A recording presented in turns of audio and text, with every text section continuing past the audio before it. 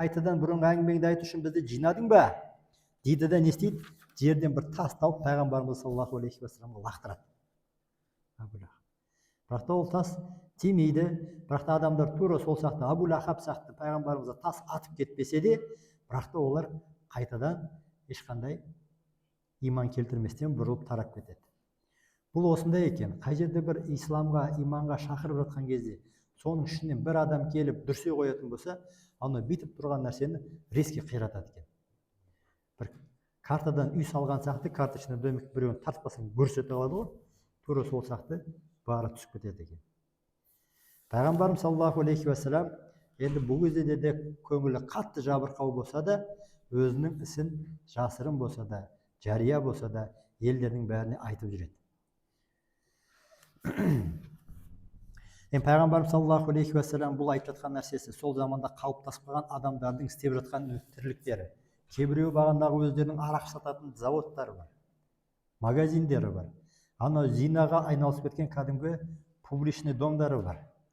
Сол сияқты айтайық, адамдарды нәпсіге тартатын нәрселерді ана кісі жақсылыққа шақырып отқан кезде олардың нәпсілеріне ауыр тиді ана нәрсе. Енді келіп ол нәрсенің бәрін тоқтап қалайын деп тұр. Ол кісілер мына пайғамбарымыздың аузын жаптыру үшін кәдімгідей істерге кірісті.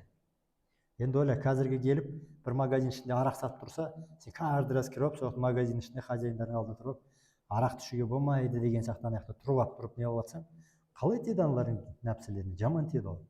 Тура сол сияқты бүкіл бизнестар тоқтап қалайын деп отқан кезде. Ал кейбіреу өздерінің нәпсілерін дейді, қолын, яғни нәпсілін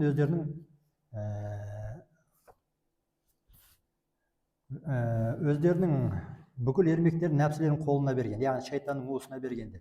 Өздері сонда ойынға, құмарлыққа, басқа да ойнастыққа берген адамдарға, және де бағананда өздерінің сондаған құрған тіршіліктерін, биліктерін құрған адамдарға бұл өте қатты, пайғамбарымыздың сөздері қатты әсер етті. Енді алғашқы мүшектер Расулуллахты мазақ ететін болды. Пайғамбарымыз саллаллаху алейхи уассалам қаяқты өтсе де, арнайы оған мазақтайтын адамдар дайындады. Бірде пайғамбарымыз саллаллаху алейхи уассаламға осының аузын жаптыру үшін Абу Талибтің көкесінің үйіне сол заманның, сол бизнестардың төбесінде отырған дөкейлері келіп былай айтады: «Ей Абу Талиб, сенің немере ініңнің баласы» деп. Кім келді дейді? Абу Жахил келді дейді. Утба және Шайба ибн Рабиға деген екі туыс. Екеуі де миллиардер. Абу Лахаб келді дейді. Уқба ибн Абу Муайт деген пайғамбарымыздың көршісі. Ас ибн Уайл.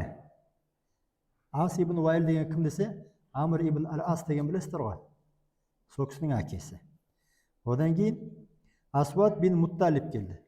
Және Асвад бин Абди және Валид бин Муғира келді дейді. Валид бин Муғира деген Халид бин Валидтің әкесі. Сол замандардың крутойлары. Келіп Абу Талибке айтады: «Ей Абу Талиб, сенің інің, яғни сенің немере інің біздің ата-баба жолымызды бәрін жоққа шығады. Бәрімізді кәпір деп, біздің пұттарымызға сөз тигізіп жатыр. Сен бұны не өзің аузын жабасың, не біз оның өзіміз үнін өшіреміз. Сен соған өзің сөйлес, ескерт» деп айтады. Абу Талиб оларды жай жылы сөзбен шығарып салады да, бірақ та немере інісінің көңіліне қарап, пайғамбарымызға саллаллаху алейхи уассаламға бірде-бір сөз айтпайды. Қайтадан өзінің адамдарға дағуатын жүргізе бастайды. Сол кездегі қайтадан келіп, ана кісілер келіп кімге өте қатты сөз айтады. Абу Талиб келіп: «Ей Абу Талиб, сен не оның аузын жабасың, не біз сендерді және сенімен қосып аузын жабамыз. Не ол Меккеде қалады, не біз Меккеде қаламыз. Осы біздің саған қойған шартымыз» дейді. Сөйде Абу Талиб біріншіден бағана немере інісіне пайғамбарымыздың құрметінен ұялып басында кеме жүрсе, екіншіден айтауға батылданды, екіншіден не дейді, бағанағы кісілермен арасында ара қатынасты үзгісі келмеді дейді. Яғни енді сол заманның дөке адамдарымен былай айтқан кезде бизнесі бар, ортақ құдалары бар, несі бар, туысқан қатынасы бар, олармен үзгісі келмей пайғамбарымызға саллаллаху алейхи уассаламға келіп айтты дейді: «Я інімнің баласы, көзімнің қарашағы, жүрегін ең сүйекті балам, осындай үлкен кісілер келіп айтты дейді ғой. Сол кездегі пайғамбарымыз саллаллаху алейхи уассаламға негізі тағы да бір үшінші рет келгені бар, бұл кітапта жазылмаған. Олар айтады, мынау мұхаммедтің істеп жатқан нәрсесі, оған билік керек па, алтын керек па, ол не үшін оны істеп жатыр? Бұл істеп отқан нәрсе тектен тек емес қой. Бұл бүкіл өзінің авторитет жинап, елдің бәрін өзіне қаратқысы келіп отқан шығар. Біз оған бүкіл билікті берейік. Осы Меккенің әкімі болсын. Оған ақша берейік. Бірақ та бағана айтып жүрген нәрселерін тоқтатсын дейді да. Қалған нәрсесіне көнеміз деп тұр ғой. Керек болса қалған нәрсесін берейік дейді.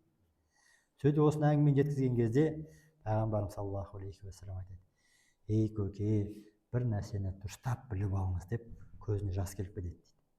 Яғни өзін қорғаймын деген көкесінен осындай сөзді естимін деп ойламады. Көкесі де енді қоя қойшы деген сияқты әңгімемен келіп тұр ғой бұл кісіге.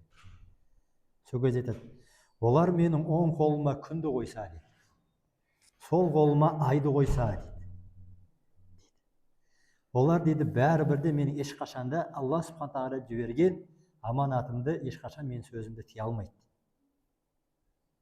Алла субхана тағала маған берген осы аманатты мен осы жер әлемді өзге діндердің бәрі жойылып осы ислам дінін алып келем, немесе осы жолда мен шахид болып кетем дейді.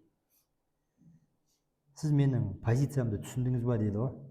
Олар маған мына жаққа мейлі күн берсін, мына жаққа мейлі ай берсін дейді, мен айтатын нәрсемді айтып бәрі тоқтамаймын деп пайғамбарым саллаллаху алейхи уассалам дейді. Не Алла субхана тағала бұл дінді жер жаһанамға жайып менің міндетімді аяқталады, яки бұл жолында жанымды пида етемін дейді. Мүбәрәк көздерінен жас шығып кетті дейді пайғамбарым саллаллаху алейхи уассалам.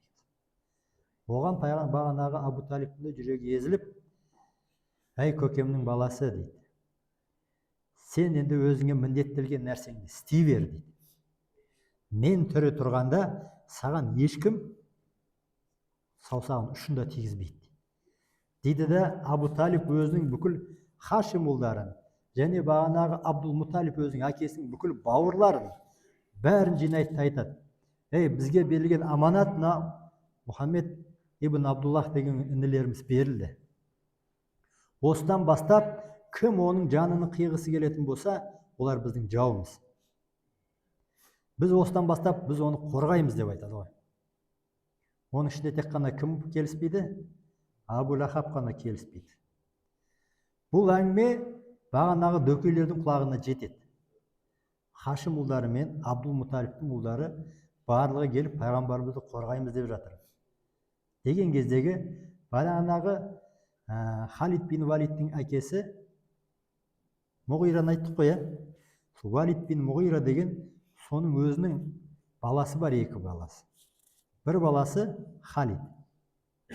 Халидті білсіздер, кейін білесіздер. Соның егізі сақты екінші бауыры болған Умара ибн Валид деген. Оны көп тарихтан ести бермейміз. Умара бин Валид деген бар. Бірақ та ол өте бойы ұзын, әдемі, сол замандағы ақындығы бар, сол замандағы түрі де әдемі, сондай көзге көрінетін бала бар. Соны ана келіп, Валид ибн Мұғира келіп кімге айтады? Абу Талибке айтады: ей Абу Талиб, мынау менің сүйікті балам.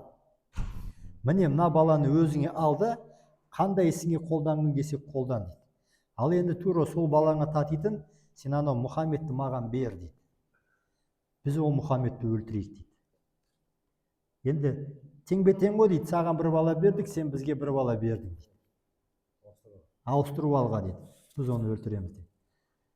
Бұл сол кездегі Абу Талибтің ашуына қатты деді. Бұл сонда қандай болды әділеттіліктерің? Сендер маған өз балаларың бағуға береткенсіңдер да, менің баламды сендер көзіне, оған менің баламды алып, оны сендер өлтіреді екенсіңдер.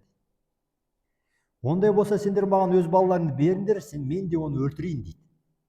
Одан кейін барып мен одан кейін Мұхаммедті сендерге берейін дейді. Аналар, бұл не деген сендердің ақымақ дейді. Бұл ойға сыймайтын нәрсе ғой дейді.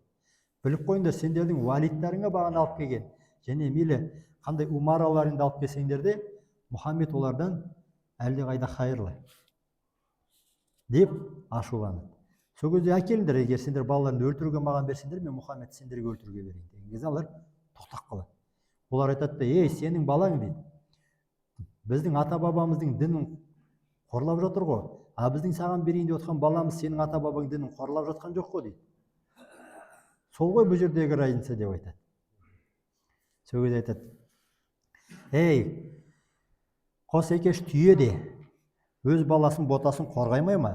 Бұл айтып отырған сендердің ақымақтың әңгімесі емес пе дейді. Кім өзінің баласын өлтіруге береді? Біліп қойыңдар дейді. Біз оны мен тірі тұрғанда мен сендерге оны ешқашанда ренжітпеймін. Ренжітуге